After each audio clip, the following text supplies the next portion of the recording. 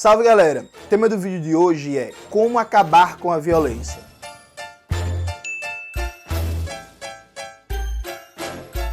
Antes de começar propriamente o tema do vídeo do canal, quero muito agradecer a você que ajuda a manter e melhorar nosso canal a partir do Apoia-se. Seu apoio é fundamental para a gente continuar esse trabalho. Se preferir o Pix, está aqui na descrição do vídeo. Note, o tema do vídeo de hoje, é, como diria a grande filósofa Valesca Popozuda, polêmica.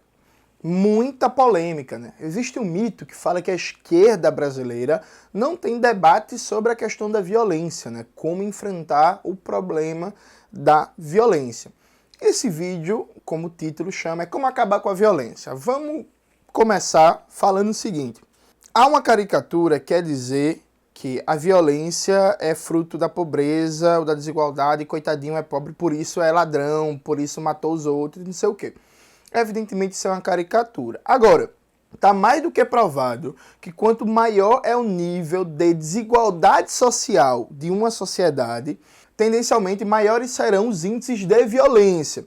E a explicação é bem simples e objetiva. Vamos lá. Toda sociedade tem padrões de consumo e de realização, padrões subjetivos de sucesso, de felicidade a serem almejados. Esses padrões de consumo, de sucesso, de felicidade na sociedade capitalista são diariamente propagados e excitados pela propaganda, pela mídia, pelo mercado de maneira geral. Então você vê todo dia na mídia, na televisão, no cinema, no outdoor, numa música, numa propaganda, que tem que ter um carro, ou como diria nas músicas de funk, ostentação, uma nave, tem que ter um carro, tem que ter uma roupa legal, tem que ter uma joia, tem que ter um relógio, um cordão, uma grana, enfim. Há padrões de realização, padrões materiais que garantem felicidade, dignidade, aceitação do grupo e por aí vai. Você não é tratado da mesma forma se você tiver com uma blusa, uma roupa considerada bonita, considerada chique, e se você tiver mal vestido. Isso é tranquilo de se entender. Só que aí você tem padrões gerais de consumo de felicidade que circulam e você tem diferentes capacidades de atingir esses padrões. E aí, dentro da dinâmica de grupos sociais que se estabelecem, você tem objetivamente pessoas que vão ser bombardeadas diretamente com um padrão idealizado de consumo, de felicidade, de afirmação do eu, que não vão ter capacidade de realizar esse padrão pelas vias do mercado capitalista formal. Emprego, salário, pá. Isso abre grandes possibilidades para essas pessoas serem recrutadas para circuitos da economia informal ou do que a criminologia crítica chama de estratégias alternativas de sobrevivência. Então note, você tem adolescentes, jovens que estão numa favela, numa comunidade que, por um histórico familiar, por baixa qualidade da escola pública, do ensino público e por aí vai, não conseguem se realizar enquanto sujeitos do mercado formal e acabam sendo uma mão de obra recrutável para elementos como a economia política do comércio informal de drogas, como pequenos furtos e por aí vai. Essa é uma das variantes do elemento da violência urbana. É por isso que muitos sociólogos, muitas pessoas de esquerda falam da relação entre desigualdade, e não é tanto pobreza, é mais desigualdade, e crime. Você pega os dados de criminalidade, por exemplo, das sociedades do capitalismo nórdico, os dados são baixíssimos. Você pega os dados de criminalidade dos países socialistas, tanto do passado como os atuais, são baixíssimos. Veja, Cuba é um país pobre, pelo bloqueio econômico, tudo isso que a gente já sabe. Mas Cuba é um país pobre que tem baixíssima desigualdade. Irmão, Cuba não tem assalto praticamente, tá ligado? Não tem sequestro, não tem gangue trocando tiro no meio da rua e por aí vai. Um cubano, ele dorme com a porta aberta de casa. Assim como um sueco, e veja, existe pobreza na Suécia, sabe? Um dinamarquês, também a chance dele ser vítima de um assalto, de um latrocínio, de um sequestro é muito baixo. Então o X da questão é a desigualdade como um dos vetores de geração de violência. Agora, essa é uma das questões. Porque a grande malícia, o grande segredo quando a gente está debatendo violência, é que violência é um nome genérico que a gente dá para uma série de fenômenos. Assim como crime é também um nome geral que a gente dá para uma série de fenômenos diferentes. Antes de explicar isso, eu quero dar até um exemplo da economia. Note bem, vocês que assistem noticiário econômico vão ver todo dia o Sardenberg, a Miriam Leitão e Companhia Limitada falando que tem que aumentar a taxa de juros porque a inflação está crescendo. Qual é a malícia, qual é a mentira do discurso econômico burguês, do liberalismo econômico? É dizer que toda inflação é um problema de aumento da demanda. E aí a gente aumenta a taxa de juros para reduzir a demanda, para reduzir o consumo, consequentemente vai reduzir a inflação. Onde é que está a mentira? É pegar uma série de fenômenos diferentes, com dinâmicas diferentes, estruturas diferentes, causas e efeitos diferentes e dizer que tudo está no mesmo rótulo, inflação, e que tem a mesma causa e, consequentemente, o mesmo remédio, que é aumentar a taxa de juros. Então, por exemplo, tem uma guerra, né? Porra, tem uma guerra agora, né? Ucrânia, Rússia, pô. Tem uma guerra. A Ucrânia é uma grande produtora de trigo. E aí a produção e a comercialização de trigo da Ucrânia vai ter um impacto, né? E aí o Brasil importa trigo. O trigo vai crescer. Trigo é pão, né? E aí compõe várias cadeias produtivas de alimentos, do consumo das famílias. Isso vai ter impacto na inflação. Aumentar a taxa de juros tem que resultado nisso? Nenhum. Percebe? Assim como a gente está passando por um processo de aumento do custo da energia elétrica. Então isso vai ter um impacto direto em várias cadeias, porque, vamos imaginar, Cauê é dono de um restaurante. Aí a CELP, né, aqui de Pernambuco, aumenta a conta de luz em 30%. Aí Cauê fala assim, porra, bicho, eu vou ter que aumentar aqui meus pratos, porque senão eu vou conseguir fechar as contas do mês. Aí isso impacta nos trabalhadores que almoçam no restaurante de Cauê. E vai ter impactos sequenciais também. O trabalhador vai estar com renda menor e por aí vai. Aumentar a taxa de juros tem que impacto nisso? Nenhum. Percebe? Enfim, você tem vários fenômenos que são explicados, que podem gerar inflação. Você tem guerra, você tem crise hídrica, você tem problema na safra, por exemplo. Tem uma seca inesperada e a safra foi muito abaixo do esperado, por exemplo, de feijão. O preço do feijão vai subir, isso vai impactar na inflação de alimentos, na inflação de maneira geral. Atirar com a taxa de juros, tem que efeito? Nenhum. Então é um discurso mentiroso que serve para dizer que toda e qualquer inflação é inflação de demanda e você atira com taxa de juros. É falso. É tipo cloroquina, tá ligado? É tipo, não, você tá com Covid, tome cloroquina. Não vai curar o Covid. Assim como aumentar a taxa de juros em todo e qualquer momento não vai necessariamente reduzir a inflação. O caso do crime é basicamente a mesma coisa. Percebe? Você pega uma série de fenômenos e diz que o problema é que a pena é muito baixa, que se aumentar a pena o negócio vai ser reduzido. Então, um cara que está em casa e que pratica violência doméstica, que agride a esposa. Uma briga num bar entre duas pessoas que estavam bebendo no bar e de repente começaram a discutir e um deu uma garrafada na cabeça do outro e matou. Uma pessoa que tem como atividade de vida roubar caixa eletrônico, montou uma quadrilha do chamado cangaço urbano e ela rouba caixa eletrônico. E outro, um jovem que é de grupo de gangue, que gosta de se reunir para brigar, porque é massa se reunir para brigar e acaba matando uma pessoa numa dessas brigas. São 4 fenômenos totalmente diferentes, com razões de existir totalmente diferentes e que, consequentemente, têm soluções totalmente diferentes. Mas a gente coloca tudo no mesmo rótulo, chamado genericamente de crime ou de violência, e diz que a solução é a mesma para todos, que é mais polícia, mais cadeia e mais pena. Mais polícia, mais cadeia e mais pena. Mais polícia, mais cadeia e mais pena. Aí quando a gente faz o debate mostrando que isso é falso, que mais polícia, mais cadeia e mais pena não vai resolver a questão, aí vem a direita dizendo que a gente está alisando bandido, protege bandido, direitos humanos para bandido. Mas não, é porque é a realidade da coisa. Dá um exemplo para vocês. O Cabo de Santo Agostinho, município aqui da região metropolitana de Recife, tem o segundo maior índice de homicídios por 100 mil habitantes do Brasil. Só perde para uma cidade aí do interior do Ceará, que eu nunca lembro o nome da cidade. Oi? Cauê tá dando aqui a ajuda dos universitários, né? Cauê é cearense. Caucaia, o nome da cidade do Ceará. E aí, por que o Cabo de Santo Agostinho explodiu em violência? É porque falta cadeia, é porque falta polícia, é porque falta pena. Porque, veja, se essa fosse a explicação, a gente ia ter que falar por quê isso acontece no Cabo de Santo Agostinho e não em Olinda. Questão de lógica. Por que isso acontece no Cabo de Santo Agostinho e não em Pojuca? Por que isso está acontecendo no Cabo e não em Jaboatão? E não é que falte violência no Cabo, em Jaboatão ou em Olinda, sabe? Mas Jaboatão e Olinda não estão com os índices de homicídio que tem o Cabo de Santo Agostinho, que nesse 2022 está com uma média de uma pessoa assassinada por dia, né? Já Tá, ao que tudo indica, vai superar o índice do ano passado. Ano passado a gente teve mais de 160 pessoas assassinadas no Cabo. E perceba uma coisa, nos últimos anos, com um boom de swap, o Cabo atraiu quase 40 mil pessoas de várias cidades de Pernambuco e do Nordeste e do Brasil que foram morar no Cabo Santo Agostinho para trabalhar em swap. Beleza, aquele boom de swap crescendo, atraindo empresas e por aí vai, refinaria e tal.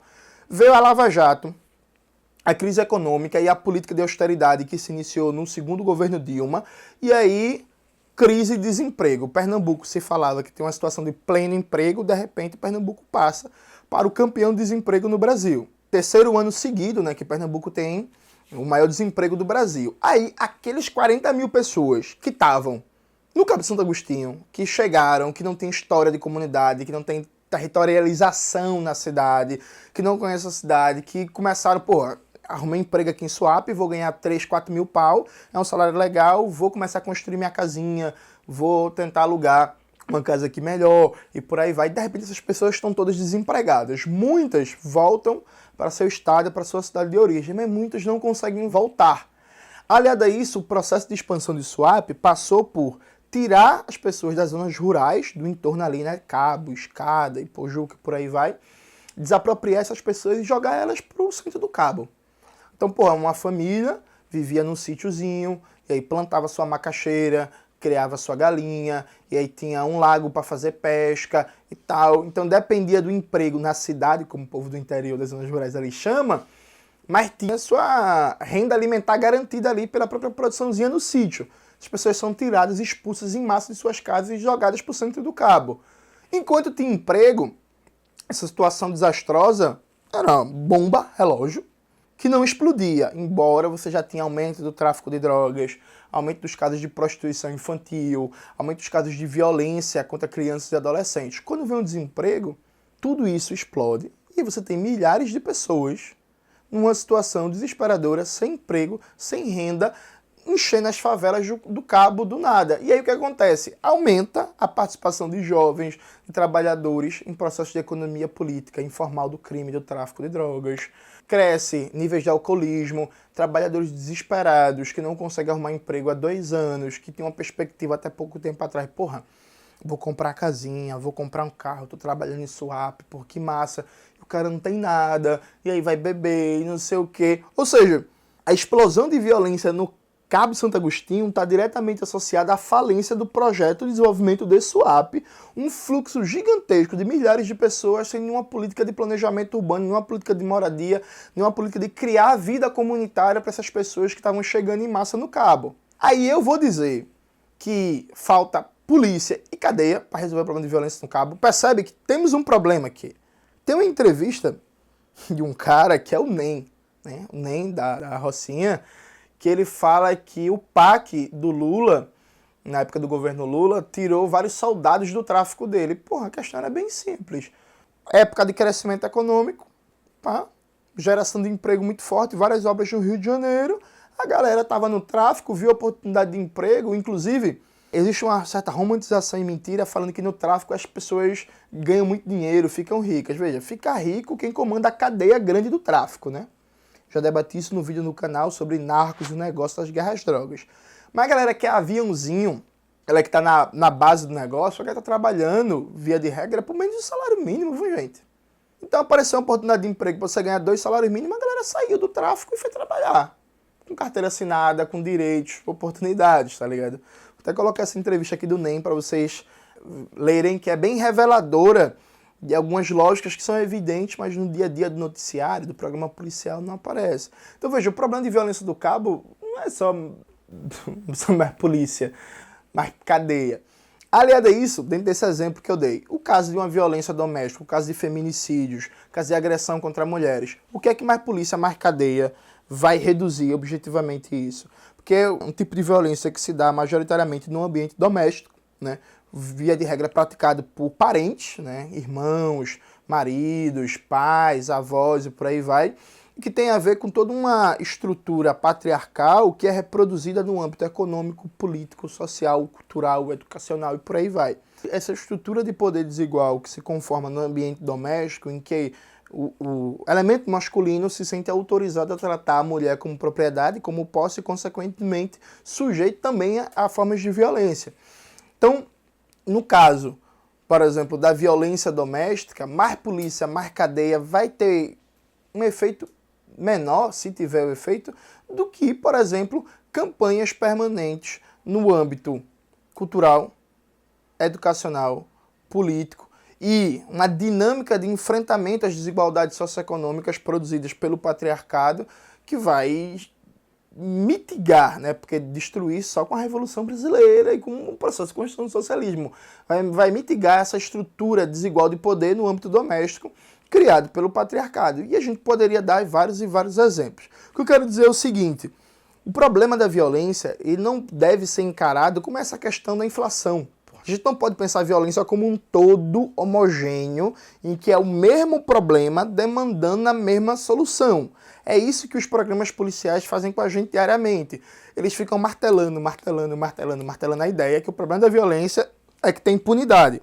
E aí, se punir, vai acabar a violência. Para punir, tem que ter mais prisão, tem que ter mais cadeia, mais prisão, mais punição, menos violência. Eles trabalham com a perspectiva, uma teoria criminológica conservadora, que é a ideia de que o crime se dá a partir de um cálculo racional do sujeito, em que ele calcula perdas e ganhos. Então, se a pena é muito baixa ou a certeza da pena é baixa, o cálculo é que praticar o crime vai dar um retorno maior do que a possível punição. Então, eu vou praticar o crime. Esse tipo de cálculo racional até existe em alguns tipos de condutas criminalizadas, especialmente os mal chamados crimes do colarinho branco, em que um empresário, um burguês, ele realmente faz um cálculo racional. Ó, o que é que vai dar mais lucro aqui? Eu sonegar os impostos ou eu pagar os impostos? Mas isso não existe enquanto fenômeno geral. Ou então, outra explicação criminológica conservadora é a ideia de que o crime é uma contestação à ordem porque os sujeitos da sociedade não sentem confiança nessa ordem, já que a normatização foi quebrada e não teve punição, não teve restauração. Então é como se toda punição fosse uma restauração da normatividade. E a garantia da pena, em a pena alta, mantém o respeito dos sujeitos à ordem societária e aí não vai ter crime. Só que isso também não existe, pô. A maioria dos casos da mal chamada violência são fenômenos que não partem de cálculo racional. Inclusive, o ser humano não é um sujeito que está calculando a todo momento perdas e ganhos nas suas ações, como defende não só a teoria criminológica conservadora, como defende o próprio liberalismo, né? O paradigma do homo economicus, daquele que está calculando o tempo todo perdas e ganhos e toma suas decisões racionalmente a partir de uma lógica de perdas e ganhos. Só que ninguém faz isso, tá ligado? Enfim, enquanto elemento fundante da sua vida. Então, debate para reduzir a violência. Vamos lá. Reduzir a violência. Primeira coisa, um debate sério, científico e racional sobre os diversos fenômenos da violência, identificando cada uma das estruturas, dinâmicas e causas. Essa é a primeira coisa. É fundamental, como vocês bem sabem, eu sou pré-candidato ao governo do estado de Pernambuco. Vamos dizer que o PCB ganha essa eleição. Um governo comunista, governo João de Manuel aqui em Pernambuco. Acho que a primeira coisa que a gente vai fazer é criar uma dinâmica de pensar a política de segurança a partir de estudos concretos envolvendo a universidade, os movimentos populares e a intelectualidade do Estado, dando uma função para ela, para a gente sair desse debate estilo programa policial.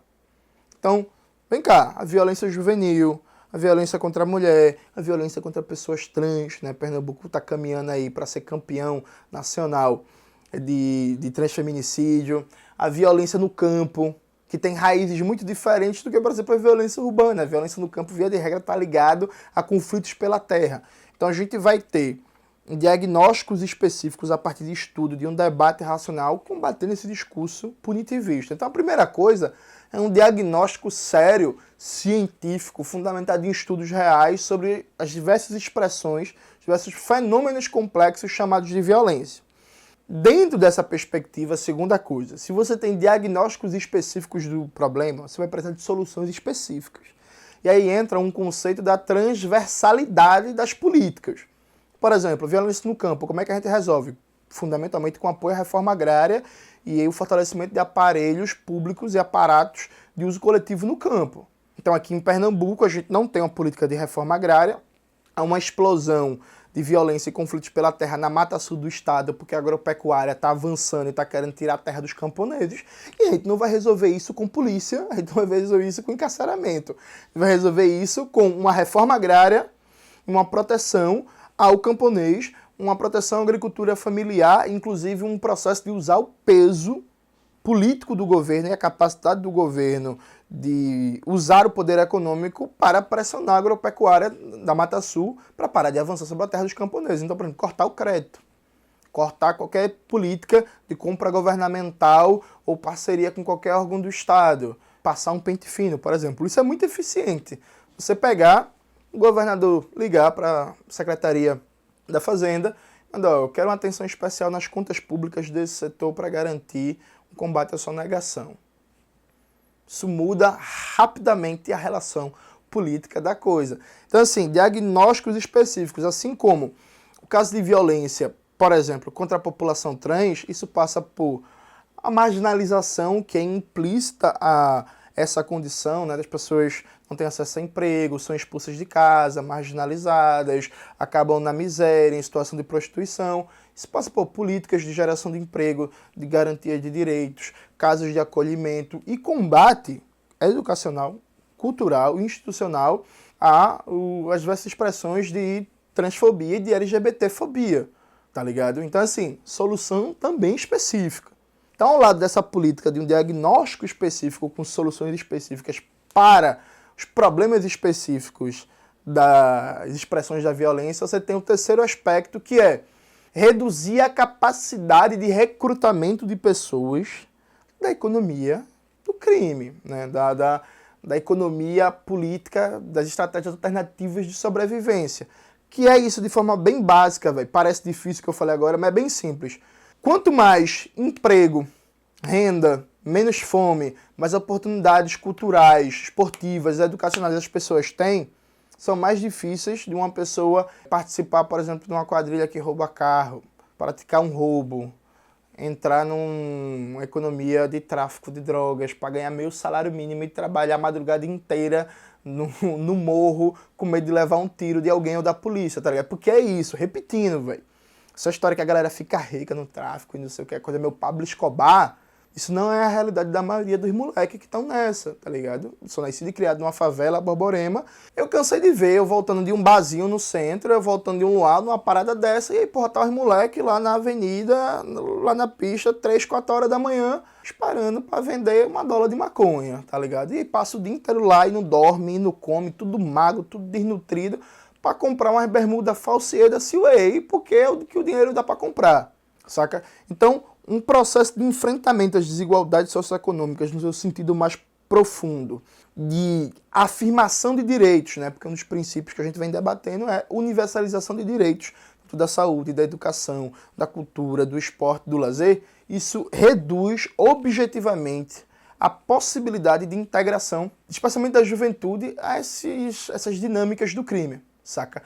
Inclusive, velho, tem um debate que é um debate muito amplo para se fazer nesse momento. Mas veja, eu defendo há um bom tempo que a redução nos índices de homicídio em Pernambuco, tão anunciados, né, entre 2009 e 2014, ali no auge do Pacto pela Vida, se davam muito mais pelo próprio aquecimento econômico do Estado e geração de emprego e o desmonte de alguns grupos de extermínio do que de qualquer política do Pacto pela Vida.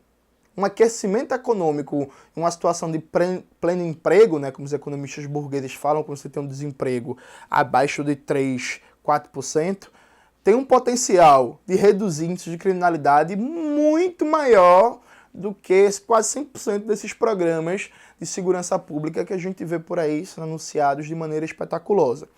Então, um forte enfrentamento às desigualdades socioeconômicas e uma capacidade de universalizar direitos como forma de reduzir a influência das estratégias alternativas de sobrevivência, por aí vai.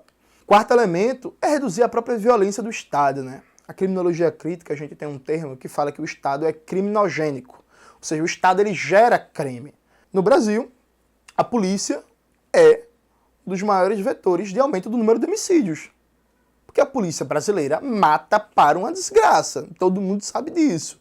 Você quer reduzir índices de homicídio? Isso passa por reduzir os índices de homicídio que a polícia pratica. Assim como a cadeia em si não recupera ninguém, tá ligado? Pelo contrário, a cadeia também é criminogênica, porque a lógica é bem simples. Imagine Cauê tá lá em Fontal, e aí Cauê roubou um celular, foi preso. E, porra, Cauê, menino, tabacudo, roubou um celular, foi preso. Tá lá na cadeia, nunca deu na cara de ninguém, nunca matou ninguém, nunca deu uma facada no bucho de alguém, não sabe que é dar uma facada no bucho do outro e rodar e tal. Aí Cauê entra no presídio. Lá no presídio é um clima de violência permanente. É abuso sexual, quadrilha, rixa e não sei o que, e por aí vai. E aí tem que pagar pra conseguir dormir, porque você sabe que tem isso, né? A dinâmica de tem que pagar pra conseguir dormir, tem que pagar pra se alimentar, e aí dependendo do presídio você tem que se colar em algum grupo, por aí vai. Aí entra Cauê, que roubou um celular, nunca havia dado um tapa na cara de ninguém, e sai de lá o bichão. Mas aí Cauê, sei lá, Cauê conhece, né, como diria aquela música Floresta Caboclo, Cauê conhece a menina, ele quer se endireitar na vida.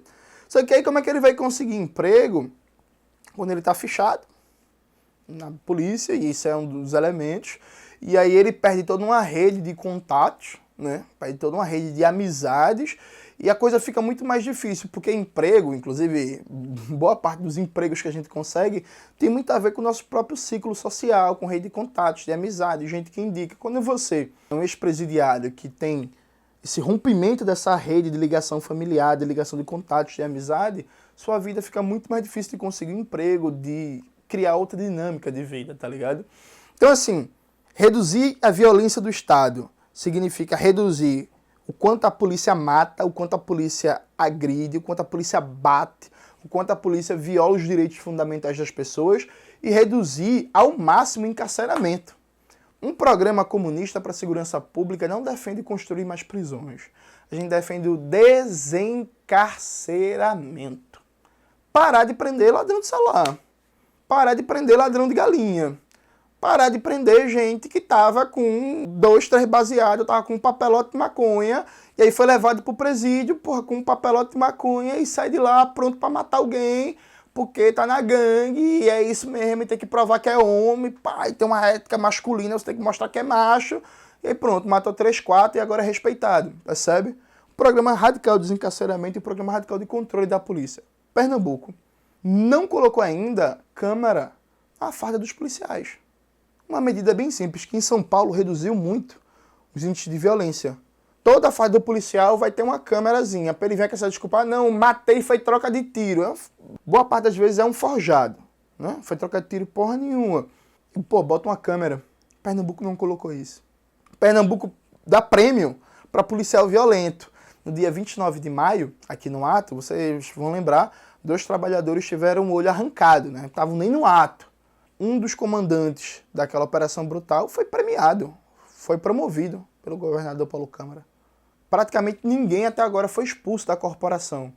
Fora que você tem outra lógica que é, porra, todo ano tem concurso aí pra PM, né? Um negócio que não falta é concurso pra PM. Aí você sai atolando a PM de gente, aí a galera se envolve com crime, se envolve com coisa, e aí vaza da PM, é expulso da PM, e fica a gente com treinamento militar, gente que sabe atirar, gente que tem vários contatos livre aí, sem nenhum tipo de controle, sem nenhum tipo de ação, e forma as quadrilhas, forma um negócio, por aí vai. Boa parte dos chamados crimes do cangaço urbano, inclusive, vários deles têm envolvimento direto de ex-PM, de militar, PM da ativa ou até ex-PM, sabe? Então uma lógica de expansão ilimitada do aparato penal, de expansão ilimitada da PM, ela só aumenta a violência. Cauê foi para a China. Quando o Cauê foi para a China, ele reparou que é muito difícil você ver um policial armado na China. É raro. Assim como na maioria dos países que se tem pouca violência, você tem pouca polícia na rua. Quanto mais polícia, mais violência se gera. Alguém pode pensar assim, Jones, então quando assaltarem alguém, chama o Batman. Meu filho, bicho, é capaz, viu? Porque assim, quando você é assaltado e você liga pra PM, a PM vai mandar você fazer um boletim online, né? A não ser que você tenha o nome Paz Mendonça. Aí você fala um sobrenome assim, não, meu nome é Carlos Paz Mendonça. Aí, porra, a PM vem. Mas assim, ele vai mandar você fazer um boletim online. A capacidade resolutiva de conflitos da PM é muito baixa, porque é uma galera violenta, a galera que tá no treinamento pra ser grosso, pra ser imbecil e por aí vai, né? Aquela coisa que a gente viu no vídeo clássico, né? Que o PM lá em Alphaville, sendo esculachado por um burguês sem fazer nada, e fosse numa favela já teria matado umas 3 pessoas. Então veja, a capacidade resolutiva de conflitos da PM é muito baixa, e a própria capacidade de resolver os crimes, chamados crimes de sangue, né? Então note, o índice de resolução de homicídios no Brasil é em média 10%. E aí não dá aqui só para fazer um discurso genérico de que a gente precisa investir mais em inteligência. A gente precisa investir mais em inteligência. A gente precisa investir mais em polícia científica, em investigação. Precisa de tudo isso. Agora precisa sim reduzir o contingente da PM. A gente precisa de menos policiais. Menos policiais e uma polícia que seja cada vez mais controlada para que ela não seja agente da violência. Então, fazer com que deixe de ser normal, o máximo possível que dá para fazer dentro do capitalismo, a polícia acostumar a bater na cara de trabalhador. A polícia acostumar a dar baculejo nos outros, sair dando rasteira nos outros. A polícia acostumar a matar na favela, atirar na favela e não acontecer nada. A gente tem várias pesquisas que mostram que 70% da população não confia na polícia. Isso é uma experiência empírica da violência diária e cotidiana que a população sofre nas mãos do aparato do Estado burguês. Então veja, eu sei que esse debate é difícil de fazer com o conjunto da população. Você que está assistindo esse vídeo agora deve estar pensando assim, Jones, porra, é muito difícil chegar pra galera e dizer assim que tem que ter menos polícia e menos presídio. Mas é isso, velho.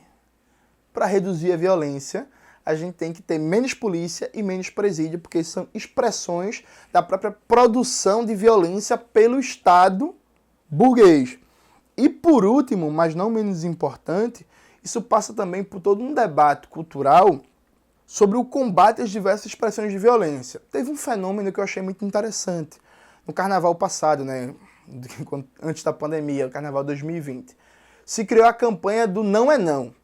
Né? Tá no carnaval, se você vai dar em cima de uma boizinha, a boizinha diz não é não pode puxar pra beijar, isso tá errado, papapá, não sei o quê. Irmão, sabe o que foi interessante? Quem vai pra carnaval desde sempre, como é o meu caso, já viu vários casos de cara otário, pá, que tem um comportamento de puxar o braço da boizinha, de querer segurar ela pelo cabelo e dar confusão e dar briga e por aí vai. Eu não tenho números precisos. Por olhômetro, para quem estava no carnaval de 2020, eu não vi nenhum caso dessa vez. Eu acho que foi o primeiro carnaval na minha vida que eu não vi um caso desse. É interessante, e aí eu lembro que à época, inclusive, até o secretário de turismo estava comemorando, dizendo que reduziu os casos de violência, a campanha não é não e tal. É interessante porque, veja, não precisou aumentar o número de PMs. Não precisou atolar policial em toda esquina. Se criou um grande consenso social, uma grande mobilização, um negócio que passou por artista, passou por propaganda, e se falava na mídia, e se falava no telejornal, e se falava nos shows, se falava em todo canto que não é não, que não é não, que não é não, que não é não, e teve o efeito sociológico esperado. Então, assim, ações no âmbito educacional, cultural, para criar um consenso contra expressões de violência, eles têm resultado. Então, países como o caso de Cuba, em que praticamente não tem policial na rua armado, né, e que é muito difícil um policial agredir alguém da população, isso não é só porque ele recebeu um treinamento na academia de polícia, né, feito a galera acha que vai resolver o problema da violência da PM colocando aula de direitos humanos para a PM. Não, massa que a galera da PM estuda direitos humanos.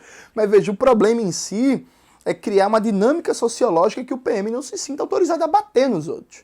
Como é que a gente faz isso? Isso passa pela cultura, isso passa pela educação, isso passa pela mídia. Então não dá para reduzir violência no Brasil com um programa policial todo dia dizendo que o Estado tem que bater, que direitos humanos protege bandido, e que Estado de Direito protege bandido, e que a PM está enxugando gelo porque ela prende e a justiça solta. Isso é todo dia um fenômeno que parece cobrar o fim da violência, mas na verdade está fomentando a violência. Então assim, proibir programa policial. Acabou. Esse negócio da Atena, Marcelo Rezende, Siqueira Júnior, Cardinô e por aí vai, isso tem que ser banido da televisão brasileira. Isso tem que abrir um debate público sobre o papel dos programas policiais, que são elementos de fomentar o aumento da violência no conjunto da sociedade. Então fazer um debate sobre os programas policiais, velho, isso, sabe, é isso não pode continuar. Inclusive, no mundo, acho que a população que mais consome programa policial é a gente e a sociedade estadunidense. Não à toa é de onde vem Trump e Bolsonaro, né? É de onde vem esse negócio de cloroquina na Covid, não sei o quê, por aí, esse negócio que vocês sabem, né? Então, note, o debate sobre violência numa perspectiva crítica, ele não é fácil, porque realmente tem que falar tudo isso, velho. A gente tem que falar sobre a complexidade do que é o fenômeno da violência, a gente tem que falar sobre o diagnóstico diferencial para cada expressão da violência, a gente tem que falar sobre uma solução diferencial, a gente tem que falar sobre o papel das desigualdades socioeconômicas enquanto fomentadores da violência, a gente tem que falar do Estado enquanto fomentador da violência, a gente tem que falar do papel da cultura, da educação, das próprias estruturas sociais, por exemplo, do racismo, do patriarcado, da LGBTfobia, como fomentador da violência, sobre as realidades específicas do campo e da cidade, sobre o papel do conflito pela terra na violência no Agreste, no sertão de Pernambuco, por exemplo, se o debate for aqui no estado. Ou seja, é um debate difícil. Não é como um direitoso chegar e falar assim, bandido bom é bandido morto. Tem que prender mais. Polícia tem que matar. Eu estava vendo a entrevista do Miguel Coelho, né, que é filho do Fernando Bezerra Coelho, que é o candidato de Bolsonaro, inclusive aqui, um deles. E aí o Miguel Coelho fala assim, não, porque Pernambuco tem déficit de concurso para PM, tem que ter mais concurso para PM, falta policial, falta viatura. E aí, porra, bicho, é fácil, né? Você fala que falta policial, você fala que falta viatura, parece um discurso... não, realmente, se tivesse mais policial, porra, se tivesse mais viatura, ia ter mais PM para andar, ia o PM andar, ia evitar o crime. Então, assim, encaixa no senso comum, percebe?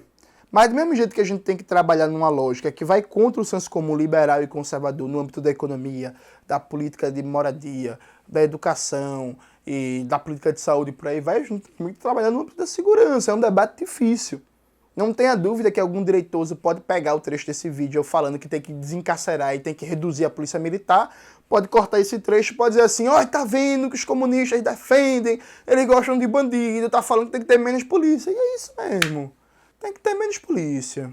Sem falar no debate sobre fim das guerras às drogas, né, gente? Descriminalização das drogas, que é uma política que você dá para tocar algumas coisas no âmbito estadual, mas é um debate fundamentalmente federal, que a gente defende também. Descriminalização das drogas. E é isso, descriminalização... Não, só da maconha, né, Jones? Não. Descriminalização de todas as drogas. Sabe? Que também é um debate que vai gerar pânico moral e não sei o que, por aí vai. Só que aí, a gente tem uma escolha, que é usar a campanha eleitoral para disputar a consciência das pessoas, para fazer avançar a consciência de classes, para fazer avançar bandeiras históricas da classe trabalhadora, ou tentar usar o discurso mais fácil para ganhar voto. Eu não vou nunca para um debate, para uma entrevista, para uma publicação minha, vou falar assim, não, o problema da violência é que falta planejamento, falta investigação e falta tecnologia. E a gente vai investir em mais tecnologia e planejamento. Isso é um discurso falso. Tem a sua razão de ser, em alguns aspectos, é claro que tem, como eu falei. Só 10% dos homicídios, em média, no Brasil são investigados, né? Mas não resolve isso da questão, é um discurso genérico para não entrar nos temas espinhosos. Então eu vou dar uma entrevista enquanto pré-candidato a governo do Estado e eu vou falar, ó, a gente defende desencarceramento. A gente é contra a política de encarceramento em massa. A gente é contra a privatização de presídio. A gente defende uma política de redução da violência do Estado. A gente quer controle social sobre a polícia e a gente quer sair dessa lógica de que quem vigia a polícia é a própria polícia. A gente quer uma dinâmica de controle externo sobre a polícia. Por exemplo, a Câmara de Vigilância, na farda dos policiais, vai para um banco de dados que vai ter um comitê de defesa dos direitos humanos formado por OAB, formado por universidade, formado por movimentos populares, e é esse povo que vai vigiar a PM, não é a própria PM, não. E é pau, sabe? Isso é escândalo, vão tentar desvirtuar a minha fala, mas é para isso que serve o debate. A gente precisa colocar em tela uma perspectiva crítica, lastreado, baseada na criminologia crítica, no melhor acúmulo que a gente tem, para desconstruir esse discurso fácil. Dá para combater a violência? Dá. Dá para reduzir a violência? Dá. Dá para acabar com a violência? Pô, dá. Com a Revolução Brasileira, né? Que a gente acaba com a violência, né, na base da classe trabalhadora, e o pouco que tiver de violência vai ser uma violência contra a burguesia, mas esse é outro assunto. Dá para fazer tudo isso, certo? Mas a gente precisa colocar um programa radical, um debate radical, um debate complexo, um debate sério para circular no conjunto da população. É isso, galera. Espero que vocês tenham gostado do vídeo de hoje. Não esquece de se inscrever no canal, ativar o sininho, curtir esse vídeo, compartilhar, olhar as camisas da Bolivariana, ouvir o Revolushow, olhar os cursos do Classe Esquerda e tudo isso que vocês já sabem. Um beijo e até a próxima.